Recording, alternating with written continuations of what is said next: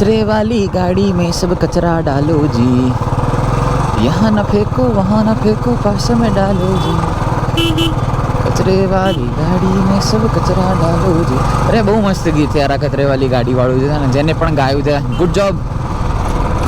બે ગીતો અલગ અલગ, બે કે ત્રણ ગીતો અલગ અલગ છે. એક હિન્દીમાં પ્રોપર છે કે જે આખા ભારતમાં વાગે છે મને ખ્યાલ છે ત્યાં સુધી.